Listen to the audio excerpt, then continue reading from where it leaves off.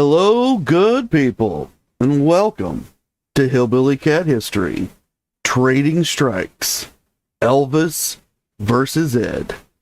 And today, we're going to dive even deeper into Ed Parker.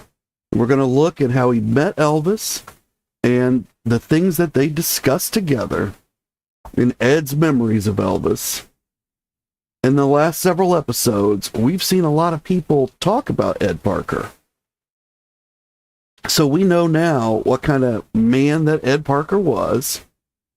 Came from Hawaii, few years older than Elvis, opened the first karate schools on the western United States, was a good businessman, helped a lot of other people, and he adapted his form of karate from Kenpo to make it American Kenpo karate that would focus directly on self-defense in real-world situations. Hi, Gun. Hi, Colleen. Thank you so much for joining. Really appreciate it. So let's get back to the dojo by going through the crucible of a warrior. This song tells the path that Elvis took to receive his first black belt from Hammerin' Hank Slavansky.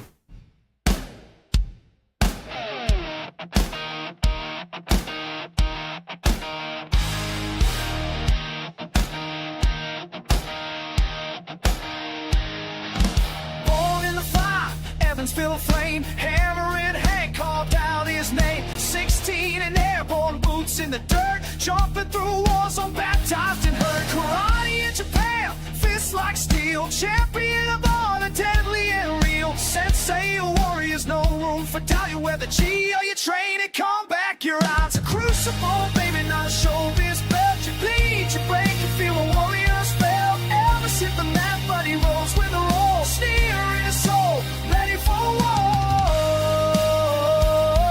It's burning, burning, burning through the pain. Crucible of a warrior, forged in Hank's domain. 30 throws, 9 dances a fight. Bones to set, boards shattered on sight. Shudo elbow, fingertip flame. Every strike a prayer, every cane a name. 6 weeks of fire, no cameras, no fame. Just sweat and bruises, no one played tame. Saw came in, fist like a stone. Said, put him down, break ribs if it's known. It's a crucible, baby, not a velvet crown. You fall, you crawl, but you don't stay down. Elvis hit the mat, but he rose with the raw. Sneer in his soul, ready for war. It's burning, burning, burning through the pain. Crucible of a warrior, forged in Hank's domain.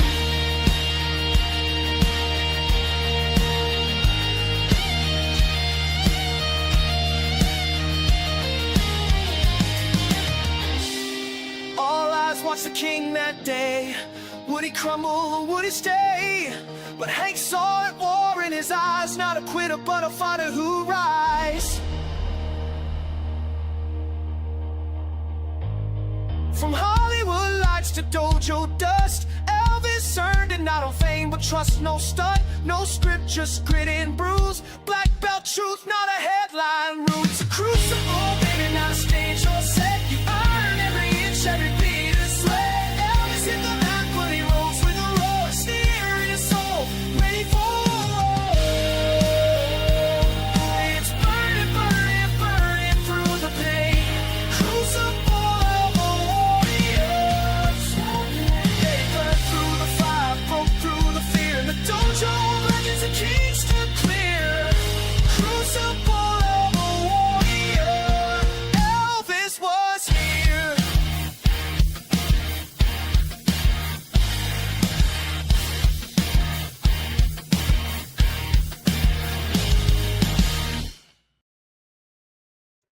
Thank you all for gathering here at Hillbilly Cat History, where we remember together and listen for the echoes. And today we're going to hear the echoes of Trading Strikes, Ed versus Elvis. Hi, David. Thank you so much for coming. Appreciate seeing you here. I think this must be the first time I've seen you here, so welcome to the program. You're just in time to hear how Elvis met Ed Parker, Mr. Karate. Elvis met Ed Parker on Saturday, December 17th, 1960, at the Beverly Wilshire Hotel, where Ed was giving a Kenpo karate demonstration arranged by Terry Robinson. Now, I don't know who Terry Robinson is, but I'm assuming he's somebody that's important in the karate world.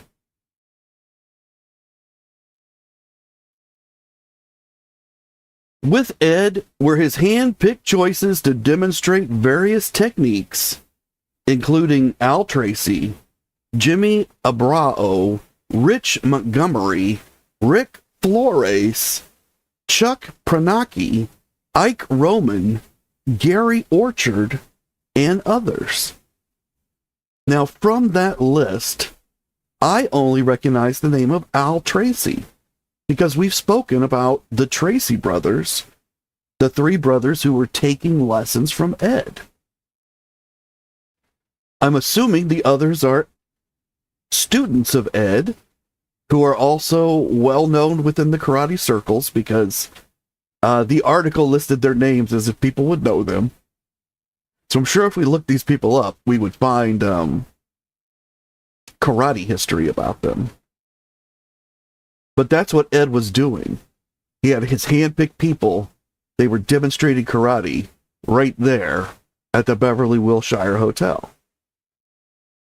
Now, this demonstration was held in the courtyard of the hotel about 10 a.m. in the morning. Elvis didn't know about this demonstration. He just happened to be staying at the hotel.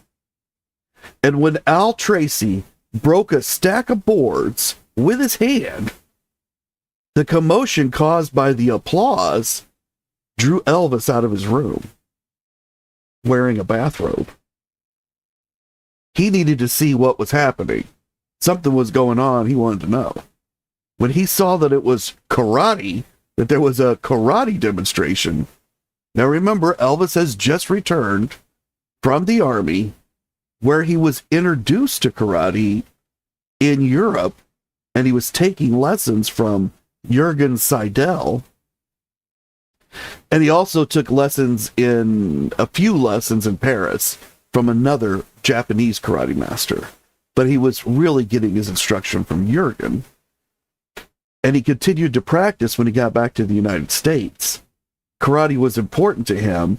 I don't think he found anyone else to train him at that moment. Now he's at the Beverly Wilshire Hotel. He sticks his head out of this room because he hears something, and they're doing a karate demonstration. So Elvis needs to see this demonstration. He can't wait. You know what's going on right now. He's already missed part of it. So he ducks back into his room, and a few seconds later, he comes rushing out. He's got one leg into his pants, and he's hopping to get the other leg into the other pants leg. And when he finally does, he jumps some shrubs, some little bushes that are right there, so that he can get to the demonstration. But what the guys that were giving the demonstration, people like Al and Jimmy and Rich and Rick and Chuck, Ike, Gary, what they remember is not so much that Elvis attended.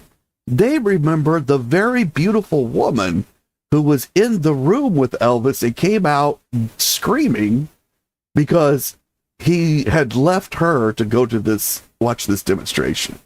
And they said that she was one of the most beautiful women in the world. Now, at this moment, I don't know who that woman was, but Elvis was with a woman in his hotel room. And when he said, "I got to see this karate demonstration," she was unhappy that he left her. And she let the other people in the lobby know about it with the loudness of her voice. But what these guys remember the ones who were very active in doing the demonstration, said she was really good looking. And that's how Ed met Elvis. Elvis talked to Ed a little bit after that. And then they formed a friendship, Elvis started taking some training from Ed. Ed's the one who recommended that Elvis go see Hank Slamansky to get his first couple of belts, because that way there'd be no questions that Elvis had earned these belts, and Elvis wanted to earn the belts. And Ed let him know that was the toughest way to go get them. Now, in this picture on screen, we can see Ed, Joe Louis, who is another karate guy, Dean Martin, Bruce Lee, probably the most famous karate guy in the world, even now. And next to him is Mike Stone, collar turned up, same way Elvis would wear it, in an all-white suit, and a black turtleneck shirt. That's the man that eventually Priscilla will leave Elvis Presley to be with Mike Stone. And we saw in yesterday's episode, so if you missed it, be sure that you go back into the archive and you watch the previous episodes. A lot of good information in there to reach those episodes. All you've got to do is go below this video, find the black circle that says Hillbilly Cat History, and has the outline of a gold cat. Click it and you'll go to the channel. You'll have choices: videos, lives, shorts, posts, good stuff in all of them. But if you want to see the previous lives, hit the lives, and you'll get a list of all the lives I've ever put out. It's a lot. I think it's over 100 at this point. Everyone's an hour. Everyone is its own self-contained documentary. So feel free to binge out on all the stuff that the channel has available for you. But let's get back to what Ed has to say about Elvis. Hi, Terry. Thank you so much for coming. Appreciate seeing you here. Ed says that by examining the topics Elvis loved to explore, we can begin to understand the inner man. Elvis was interested in all facets of life: death, resurrection, psychic healing, and other phenomena, which, when put together, seem to give many answers to the mysteries of the universe. And he was keenly aware of his own mortality.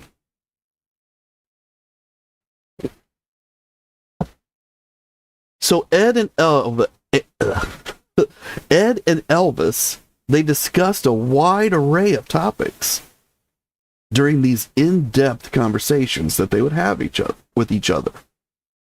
And Elvis recognized in Ed a kindred spirit.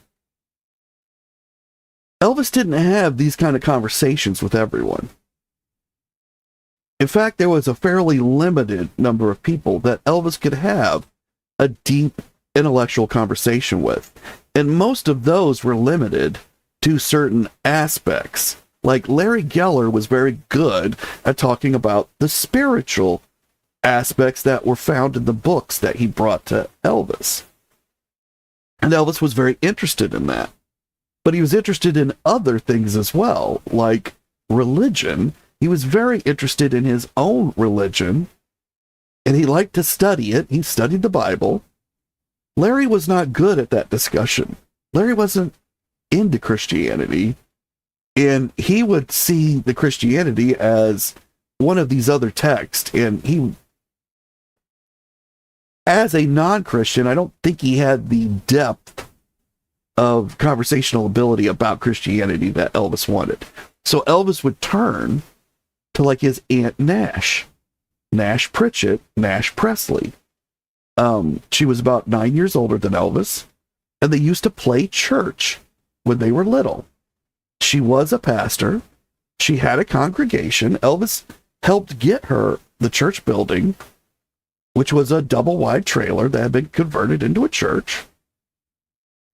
He gave her the piano that she would use at the church, but it was too big to fit through the doors, so she had to trade it for another piano. But the piano that was in the church was there because of Elvis.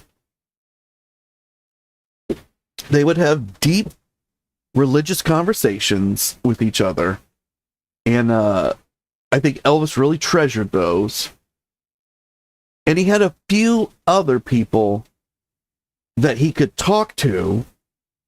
I think Ed had a wider range than what most people did, or he was willing to talk about a lot wider range of topics. But when Elvis had this kind of relationship with a person, he would often give them one of his books, one of the books that he read and that he had made notes in. Often it was because they had discussed that particular material, or they had discussed something which made Elvis think of something he'd written in that book. And then he gave them that book so that they could remember it. The same was true with Ed Parker. Now here we see Ed in 1960 with his beautiful family, and this would have been the same time period that Ed was demonstrating at the Beverly Wilshire Hotel. I kind of feel like this picture, though, was taken at their home because you can see a tricycle in the background. So I think that's one of the kids' trikes, and they're in the driveway at their house. But Ed was at the Beverly Wilshire Hotel, met Elvis. They began to form a friendship. At some point, they had these long intellectual conversations. And on an unknown date, Elvis gifted to Ed this copy of The Prophet by Khalil Gibran. Again, I'm probably butchering that name. I'm very bad with names.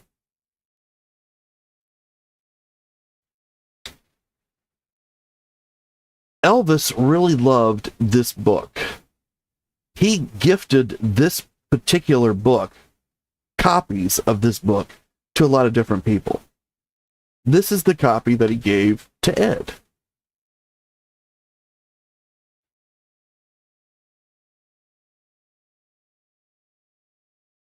And here we can see Ed and Elvis together. Elvis is wearing his Kenpo Karate Gi and that symbol on his chest, which is difficult to make out in this picture. That's the Kenpo Karate symbol. And you can see some awards in the background. I'm sure that those are Ed Parker's awards.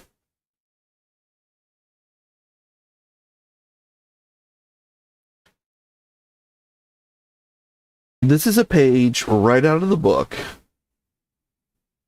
And you can see Elvis has written on these pages. He's underlined stuff. And he's written his own notes. We're going to read these notes. But before we do, I'm going to quote Ed again. And Ed Parker said that Elvis was keenly aware of his mortality and felt impelled to learn how man and the universe interact. And that's part of what we're seeing here on screen. This is Elvis working his way through how man and the universe interact.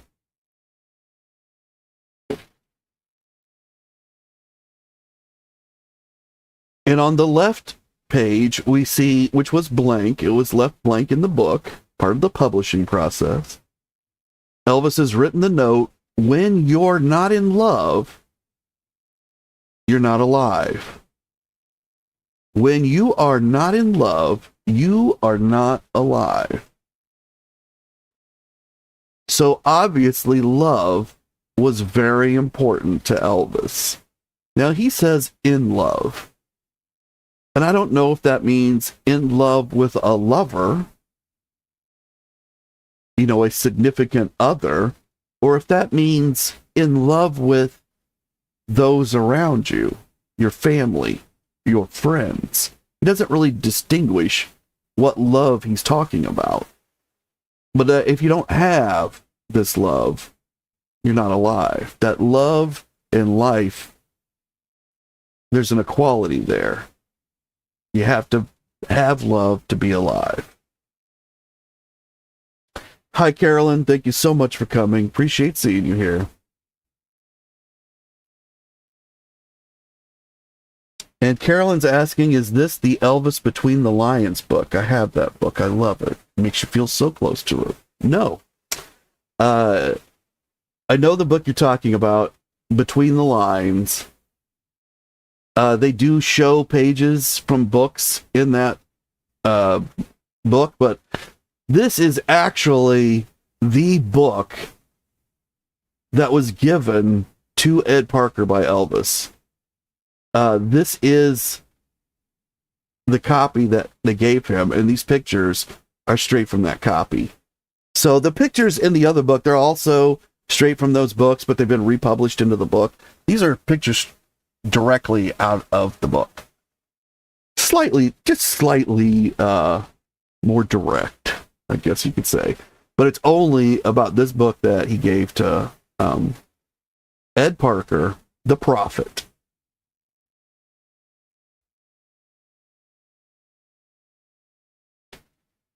And when he gave these books, again, it's a sign that he'd shared these intellectual conversations, that they had traded thoughts about important philosophical matters. Let's read what Elvis has underlined. He's underlined, love gives not but itself, and takes not but from itself. So to Elvis, love equates to giving, to gifts. That it gives, but it doesn't take. And we know that Elvis gives a lot. He's big into generosity and giving. So that line he's underlined obviously touches him. The next line is, love possesses not, nor would it be possessed.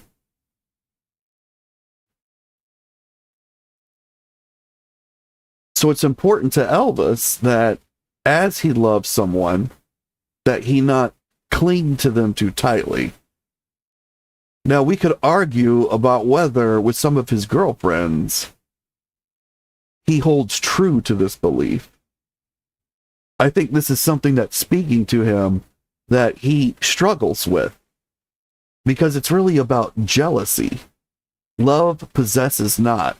When you possess something in love, you become very jealous. It's really an outgrowth of hate, which is the opposite of love. Although it's really the same, love and hate are the same spectrum.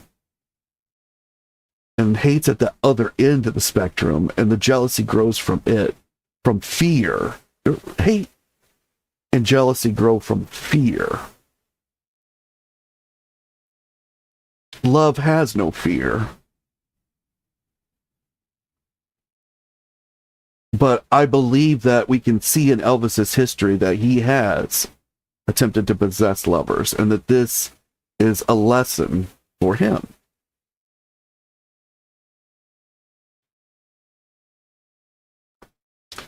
And Carolyn's saying that Elvis was all about the spirit of giving. He was a beautiful and generous soul.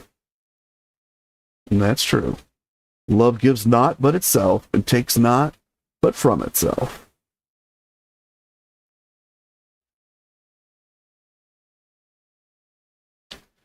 And the next lines Elvis has written notes about, although he did not underline this passage, but I believe it must still be important because he's talking to it. When you love, you should not shy, or you should not say, when you love, you should not say, God is in my heart, but rather I am in the heart of God. And Elvis has written, God is love, and that these paths are not always clear to us. But I think that the part that speaks to the passage I just read is God is love. So when you love, you should not say, God is in my heart, but rather, I am in the heart of God. And Elvis has noted God is love. So when you are in the heart of God, you are in the heart of love. And that when you are not in love, you're not alive. When you are not in the heart of God, you are not alive. It's all written here on these pages, back and forth between the text and what Elvis is telling the text, or replying to the text, or taking from the text. My personal belief is that in most cases, when Elvis writes, when he writes these notes in a book, he is speaking to the text. He's having a conversation with it. And he is bringing his religious beliefs to the conversation. And he is telling the text, I see my religious beliefs reflected, the truth of Christianity is reflected in these words in this text. And here's something I have to say about it. Or he may be saying, you've twisted these words, and this is the true meaning. The next thing that he underlines is, I think not, or I'm sorry, I'm messing this up. What he underlines is, and think not you can direct the course of love. For love, if it finds you worthy, directs your course. And that's where he's written, these paths are not always clear to us. So Elvis recognizes that there is a path. And we've talked a lot about at the circle G, he saw the cross. It illuminated a path. He began to walk the path, but the path was not clear to him. He recorded How Great Thou Art as an album. They moved forward and they put it onto every radio station they could get to play it. On Palm Sunday, there was a path. He saw a path and he moved forward to it. And they moved forward from there to his wedding, back to the Circle G, and eventually he follows the path to the 1968 comeback special. But he can't see the path. It's not clear to him. He's telling us right here, there's a lot of paths he's followed in his life, and they're not clear to him, but he guides himself through love. He cannot direct the course of love, but he hopes that it's finding him worthy, and then it directs his course. And Carolyn says, wow, that makes so much sense. Elvis was very wise. And Gunn's saying, I think he tells his meaning in the notes that he's writing.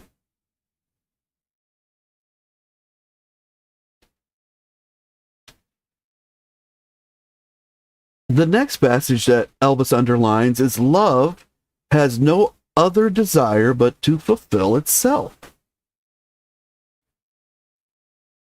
In other words, love isn't about money. It's not about material wealth. It's not about who you are. It's not about fame or fortune.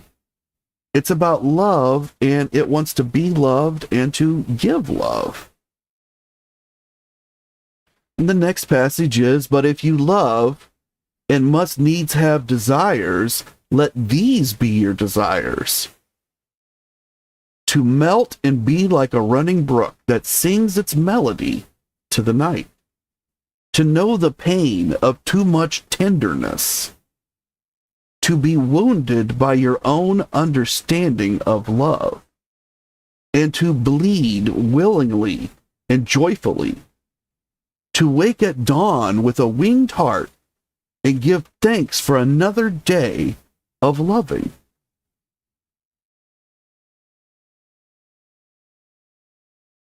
So the book recognizes, the text recognizes that although love has no desire but to fulfill itself, weak mortal creatures who feel love often have desires. And the book is advising that your desires be to melt and be like a running brook that sings its melody to the night. So you've got to flow with the love. You have to flow. And you have to mix well enough with the rest of the love that's flowing to sing. That it's a melody. It's a song. And to know the pain of too much tenderness. That you have to love so much, so strongly, that it hurts. To be wounded by your own understanding of love. That's really the same thing. That love is not joy. It's not happiness. It's not comfort. It's love, and that includes a lot of pain. That love and pain go together. And that the more you love, the harder you love, the more pain you're going to eventually feel. But that's good, because that's what's supposed to be happening. Because you're supposed to bleed willingly and joyfully. You have the opportunity to love, which many people in humanity don't have. They never find love. And we have no idea about creatures, animals, other life forms. If they love, if they have that capacity, we believe that our pets do, obviously. A lot of people do. But they love in a joyful and they embody kind of what's being said here, that love has no desire but to fulfill itself. But that as a person, you understand that this love is going to hurt. And that sometimes the hurt is the best part of the love. It means that the love that you have is real. And it's worthy. And to wake at dawn with a winged heart and give thanks for another day of loving. In other words, that you will be wounded, you will feel this pain, but the next day you will wake up joyful and happy that you will bleed and feel this pain again today, because when you're not in love, you're not alive. And Elvis writes the note, but like God himself, these things will reveal themselves. In other words, you don't know when you are in love, when you fall in love, when you're experiencing love, what the pain, what the price is going to be. But when it comes time to pay the price, you have to do it joyfully and willingly. And that when it's time, that's all going to reveal itself. At least that's what I take that Elvis is writing, and from these passages. You may have another opinion. Feel free to put your opinions into the comments. Feel free to put them in the chat. All opinions are welcome here. Let me know what you think about what Elvis has written and underlined here, and how this may have involved a discussion with Ed Parker. And while you're putting that comment or that chat in there, make sure you hit the like button. Be sure that you hit the bell so that you'll be notified when I go live. And if you want to be absolutely certain you'll be notified, make sure the bell does not have a line through it. Click the bell and you will have a choice of all. Click all. And then YouTube is guaranteeing that they will notify you each and every time I go live. Right now I'm live at 10 a.m. Eastern Standard Time and 3 p.m. Eastern Standard Time every day, except for tomorrow. I'm not going to have a 10 a.m. broadcast tomorrow. So our first broadcast of tomorrow I won't be here. I won't be able to give it. Only be one broadcast tomorrow.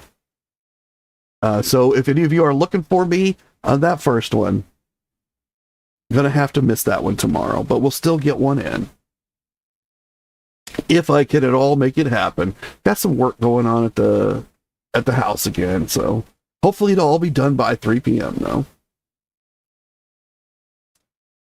And Carolyn says that she's always interpreted that line as referring to romantic love, but now hearing this, I realize he's talking spiritually. And Gunn says most people don't have so many love experiences. That's true. Most people's circle of love is much, much smaller than Elvis Presley had. Much, much smaller.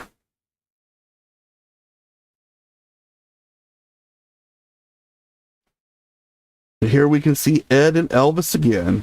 I don't think they're having one of the deep spiritual discussions at this moment, but Elvis is obviously telling Ed something that is meaningful and important to him. Ed's paying full attention, and he's happy to hear it. He's got a big smile on his face.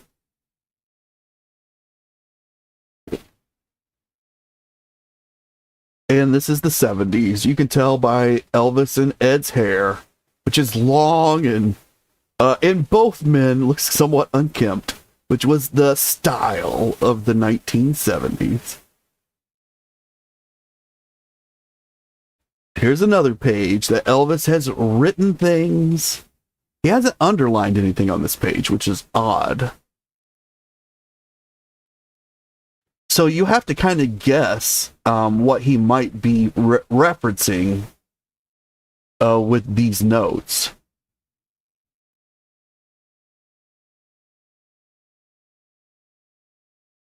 But the last line in the printed text is, "A little while, a moment of rest upon the wind, and another woman shall bear me." And I think it's in reference to a story about a sailor. I don't really know what the story is. But Elvis has written, "Dream state, cold room asleep." This is interesting to me because Elvis had this, especially in the 1970s, he had a requirement that the room he slept in be extremely cold. And he would run his air conditioning at full blast, whatever room he was in to sleep in, and it would be freezing in there. And many people have noted that in his bedroom at Graceland, he always kept it very cold, to the point where when they came in to talk to him, they would complain it was cold, and rather than turn the air conditioner down so the heat would go, the temperature would rise, Elvis would loan these people different pieces of clothing to wear to keep warm. And most of them walked out with this clothing still on, or they did on several occasions. And that's how they came to own some of these pieces of clothing that they had from Elvis. But he liked to keep it really cold, which I am theorizing because he wasn't that way prior to the 70s. It was really a 70s thing.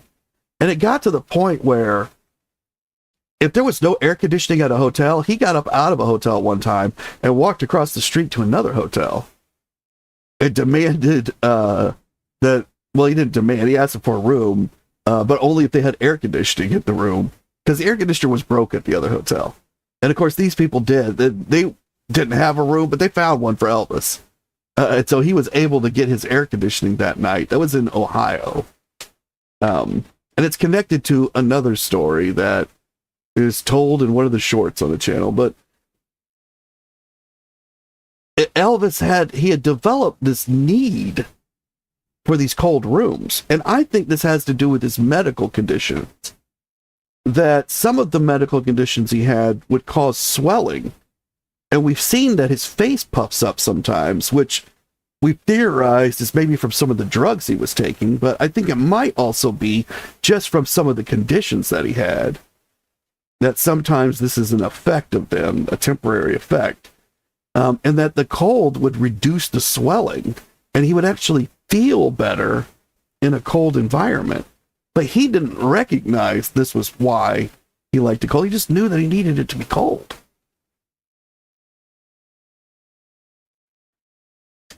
And Carolyn says that she has to admit she's not a big fan of the 70s unkempt hairstyles, but Elvis was beautiful no matter what hairstyle he had.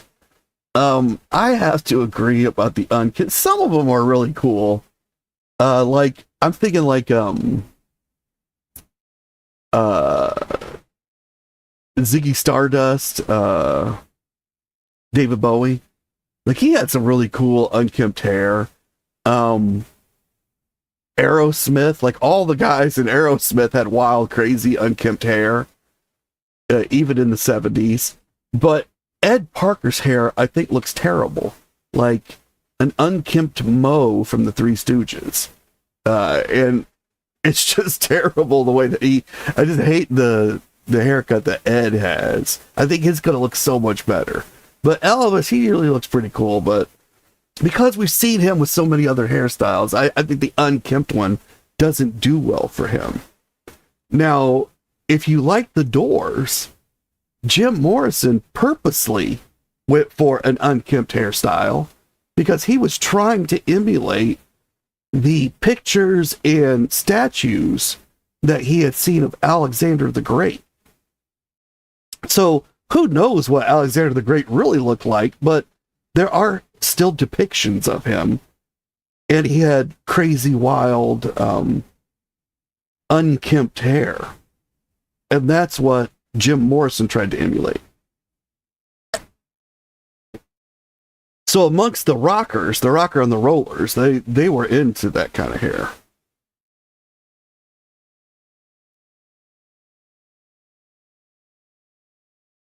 And Gunn saying it gets warmer in black karate dresses as Ed's. I think it was a visual style for the American Kenpo karate.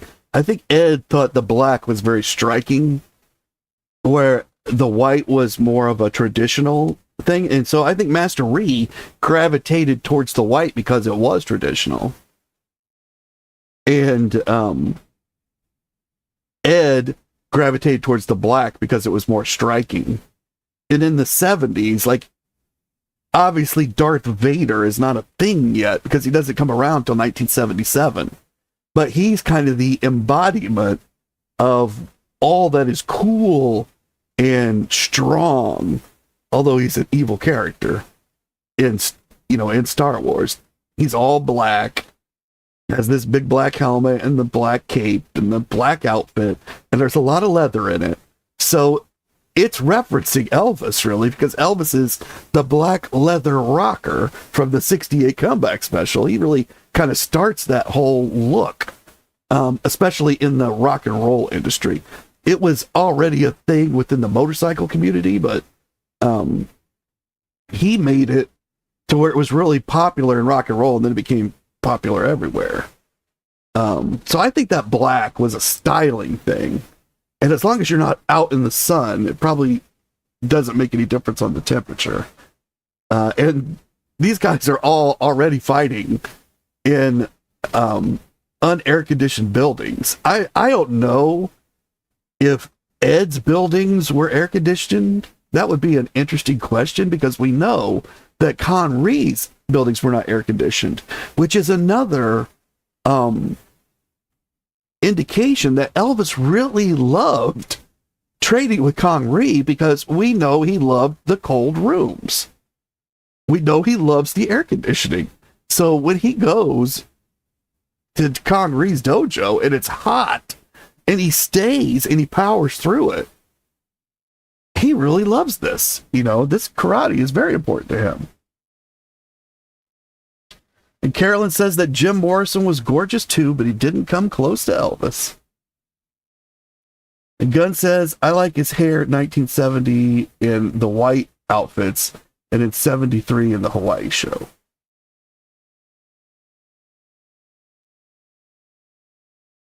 And Carolyn says, if you think about it, Elvis was the first headbanger too. He's like Bob's his head before anybody else. Then it became big in the 80s. Yeah, that's true. And Gunn says that sometimes it feels like Elvis was the first to do everything. Well, there's a saying about that. And it's that before anybody did anything, Elvis did everything. And I always remember that saying, and I filter all the facts that I find through it. Because before anyone did anything, Elvis did everything. But back to this dream state, cold room asleep. I think that's telling us that Elvis, in order to reach a dream state, believes it's linked to a cold room. And for Elvis, this is true. And I think it's because of these medical issues that are becoming worse and worse over time in the 70s. So the air conditioning becomes more and more important, especially while you try to sleep. And we know Elvis had massive issues sleeping. So he's found that a cold room helps him sleep and enter this dream state. And then he writes, body, mind, quiet.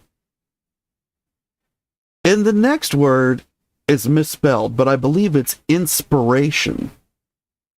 So it doesn't say inspiration, but I believe it's supposed to be inspiration.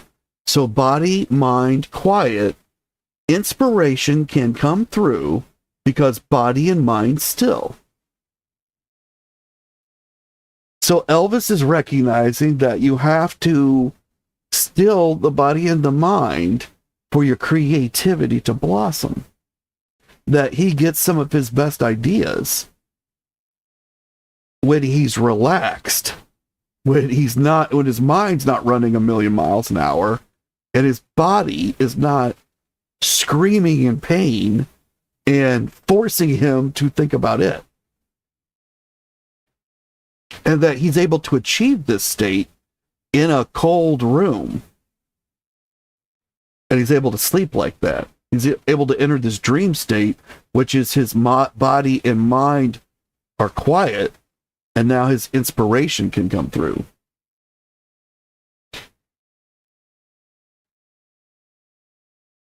And on the next page, we see it was a blank page, again, left by the publishing process that way, totally blank.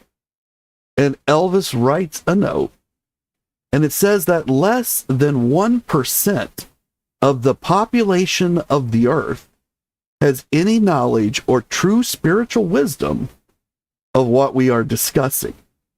EP. Now, this is not the only book he writes this note in. So this is a statement he makes multiple times. Less than 1% of the population of the earth has any knowledge or true spiritual wisdom of what we are talking about. What we are discussing. What Elvis is saying here is what I was pointing out earlier, that there are very few people that Elvis has these intellectual conversations with. And Elvis is attributing that to the fact that there's less than 1% of the population that's even going to understand any of what he's talking about. And of that population, there's even less who are going to have any true spiritual wisdom of it. Somebody who it's going to be able to give back what you're giving to them. You know, the point of having this communication is to be able to exchange ideas. Otherwise, you're just an instructor. And Elvis isn't looking to instruct anyone. He's not looking for instruction himself. He's looking for equals to share ideas, and then they can absorb what they need to from each other.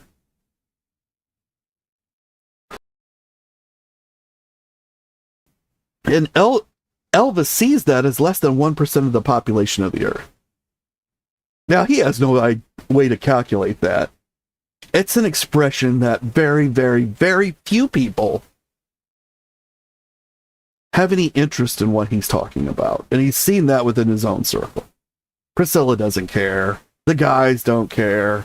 They don't want to talk about it. Only Larry is willing to talk about any of it.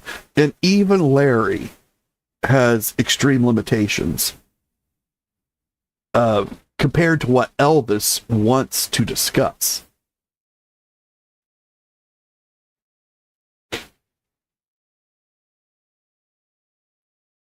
Here we can see Ed and Elvis again. And I do have to agree, this is the same day, same place, obviously. But Elvis's hair looking way better than Ed Parker's. Way, way better. I also like Elvis's sideburns, and I feel like Ed should have copied that as well. But you can see, even in the Karate G, Elvis had some kind of shirt on under it, and the collars popped up. Very Elvis.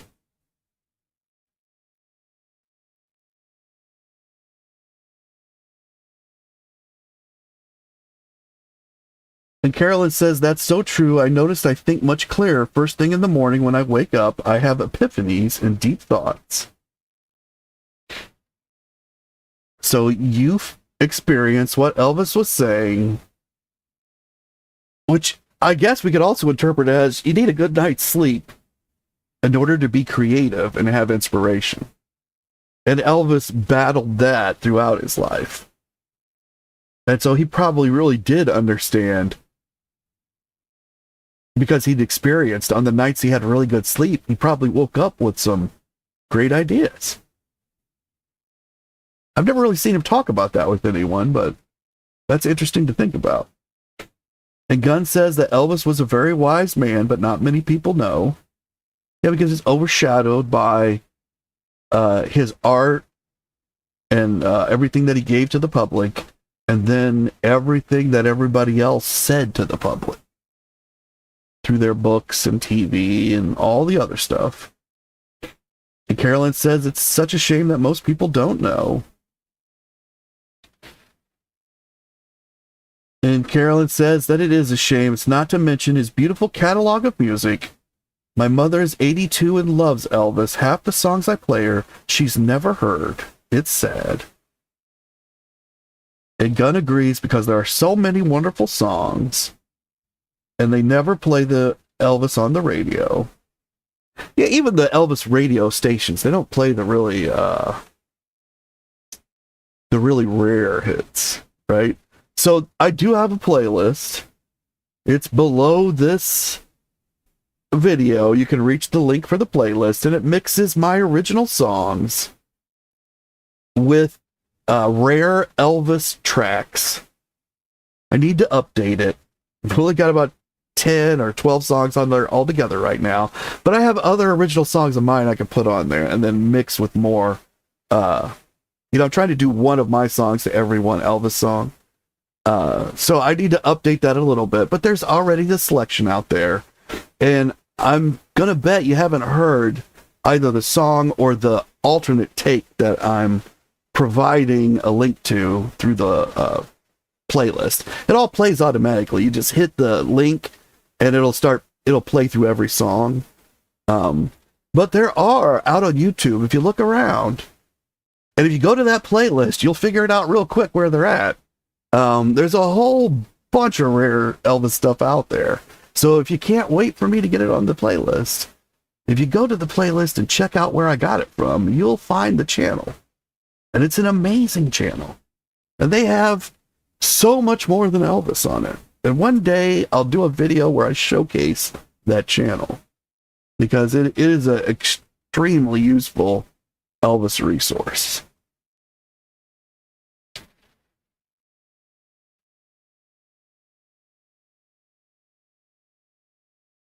And Carolyn says, thank God for Spotify, because now she has like 20 hours worth of Elvis music on there.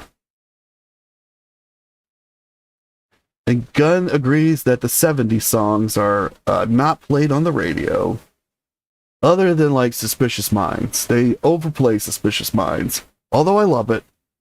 It is one of the songs that brought me deeply into Elvis. And here we see another page that Elvis has written on in this book. And it looks like this was actually on the cover, on the inside of the front cover. And it says, Silent Law, time will not end. Okay. Actually, I've seen him write this note in other places. So this is another one that he repeats. Silent Law, time will not end until every human wish has been fulfilled. Previously, a practical guide to your head. So I think this is like a joke that Elvis puts in to explain his spiritual views, which that there is an unwritten law in the universe, which he's calling a silent law, that time will not end until every human wish has been fulfilled. And then the joke part is previously a practical guide to your head. So people fear that at some point humanity will end, time will be over, the resurrection, I guess, will come. Because Elvis would have believed probably that's when time would end. After the revelations and stuff happened to them. But he's saying that's not going to happen until every human wish has been fulfilled. Which is a beautiful way to say that the universe is fueled by human desires. That we are the gasoline that's causing everything to spin. And that when the last of us is gone, that'll be the end of time, whether anything's left or not. There won't be any more time because there will be no more people. There will be no more dreams. There will be no more love. There will be no more wishes. And so you don't need to worry about your place in the universe because it's very important, because it's causing the whole thing to spin. And that's a practical guide to your head. And a lot of people get stuck inside their heads with these worries about, where do I fit in? Why am I here? What is my purpose? And Elvis is telling you that the purpose is you have wishes, and as long as you have those wishes, the universe continues. That's a very interesting way to look at the value of each person, I think. I personally believe you have to create your own purpose. That there is no purpose in the universe unless you believe in it and you make it your purpose.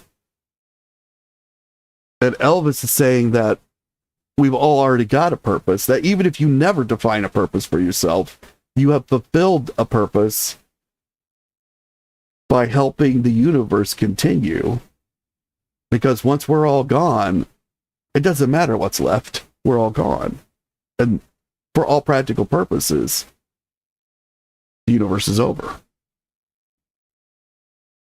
So these are some of the deep thoughts and intellectual conversations that Ed and Elvis would have and pass back and forth. But I haven't even gotten to the most interesting conversations that they've had. And we're not going to make it there today because we've reached the end of another episode. And Gunn says that she has all of Elvis's records, so she can listen anytime she wants to the 1970 through 77 songs, but she would like new fans to hear those songs as well. That's a nice thought, Gunn. And I agree. I think the 70s is when Elvis was truly himself. He had grown into a full adult human being. He'd had a lot of adult experiences. You know, when he was in the 50s, he was sharing with us the hopes of a teenager, the view of life from youth, which is very hopeful. And by the time of his late 30s and early 40s, he's telling us about life that's been lived and how you continue when things don't work out as you'd hoped. When the dreams of your youth are actually fulfilled and it turns out they're not the dreams you wanted. They're not what you thought they would be. And then he deals with that within these songs. So I think it depends on where you're at as a new Elvis fan. If you're a young Elvis fan, you're in your 20s, those 50s and 60s songs, they're probably more you. But if you're older than that, if you're into your 30s, past your 40s, well, then these later songs, I think they're going to speak much more to you. And Carolyn says she loves every Elvis era, and she has a few albums, but she's only been a fan for 3 years, and she's got a lot of collecting to do. And Gunn says that Elvis's words are almost too deep for her. And I don't know that I'm interpreting his words correctly. It would be so interesting to actually have a recording of what he spoke about with Ed that would lead him to write things like this into a book. And for now, I'm going to leave you with that thought as we go out on another song. And this one's going to be He Gave Away His Heart. And until I see you all again, y'all keep on taking care of business.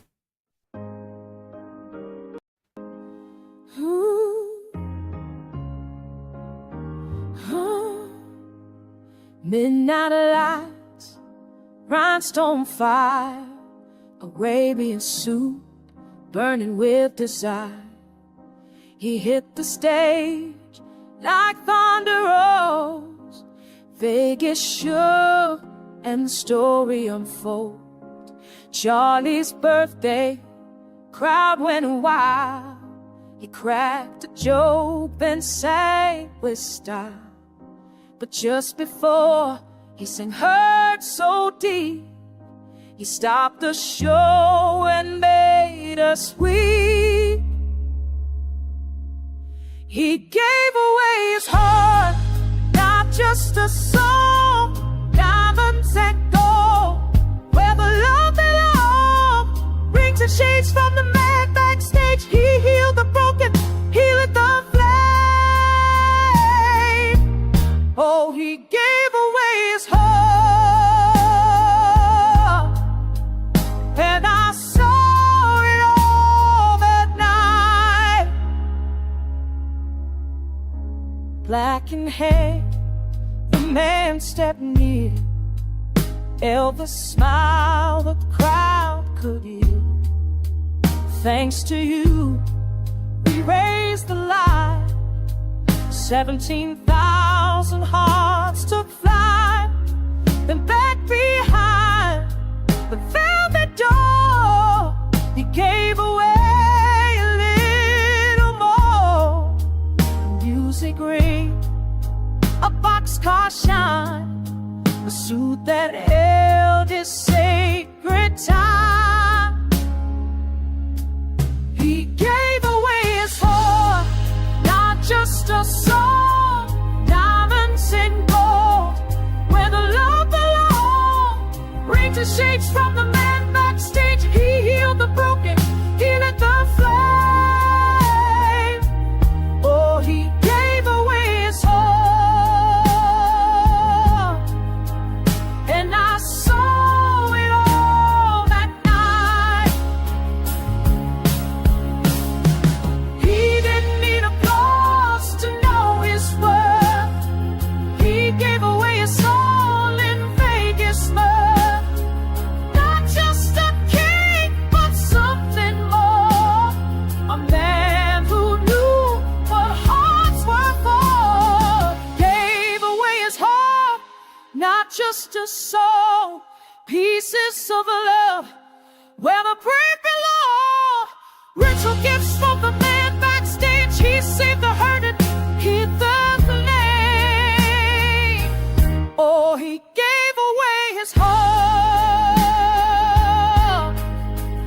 and I'll never be the same. I was there, I saw the rings, I saw the light. Gave away his heart.